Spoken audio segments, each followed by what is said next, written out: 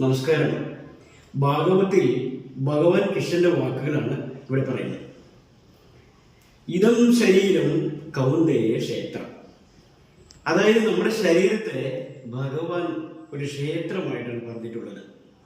ഈ ശരീരമാകുന്ന ക്ഷേത്രത്തിൽ ഞാൻ കുടികൊള്ളുന്നു, അതായത് ഭഗവാൻ കുടികൊള്ളുന്നു എന്നെ അറിയുക, അനുഭവിക്കുക എന്ന് ഭഗവാൻ പറയും.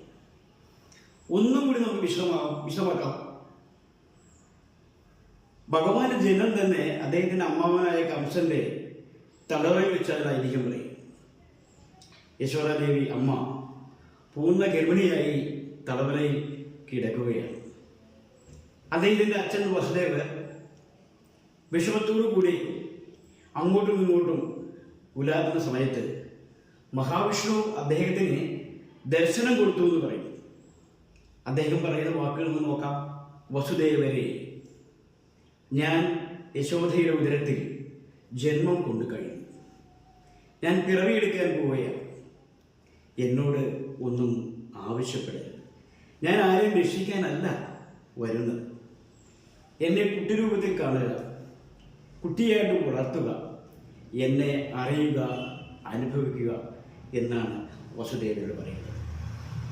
നാം ദൈവവിശ്വാസികളായ ആത്മീയ അന്വേഷികളായ ആളുകൾ എന്താണ് ഇതിൽ നിന്നും മനസ്സിലാക്കേണ്ടത്? ഈ ലോകത്തുള്ള എല്ലാവരിലും ഭഗവാൻ കൂടിയുള്ളത്. ഞാൻ അന്തരാത്മയാണ്. എല്ലാവരുടെയും സ്ഥൂലമായ ശരീരത്തിൻ്റെ ഉള്ളിൽ ചൈതന്യമായി ഞാൻ നിലനിൽക്കുന്നു എന്നാണ് ഭഗവാൻ പറയുന്നത്.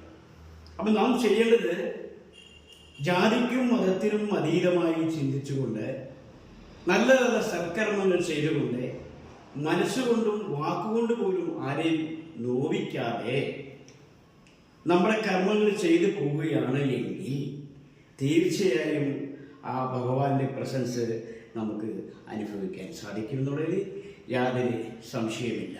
ഇവിടെ ഈ ലോകത്തുള്ള എല്ലാ ജനങ്ങളും വിവിധ തരത്തിലുള്ളവരാണ്. കറുത്തവരും വെളുത്തവരും അങ്ങനെ വിവിധ തരത്തിൽ സംസ്കാരമുള്ളവരാണ്. അവരെല്ലാവരും ശ്വസിക്കുന്നത് ഒരേ ഒരു വായുവാണ്. അവരുടെ ശിരകൾക്കൂടെ ഓടുന്നത് ചുവന്ന രക്തമാണ്. അവർ കുടിക്കുന്നത് ഒരേ ജലമാണ്. അപ്പൊ ആ ഈശ്വരന്റെ മുമ്പിൽ നമ്മളെല്ലാവരും വിശ്വസിക്കുന്ന ആ പ്രപഞ്ച ശക്തിയുടെ മുന്നിൽ നാം എല്ലാവരും ഒരേപോലെയാണെന്നുള്ള ചിന്തയോടുകൂടി പ്രവർത്തിക്കുന്നവർക്ക് തീർച്ചയായിട്ടും ഭഗവാനെ അറിയാനും അനുഭവിക്കാനും കഴിയുമെന്ന് നിസ്സംശയം പറഞ്ഞുകൊണ്ട് എത്തിക്കൊണ്ട്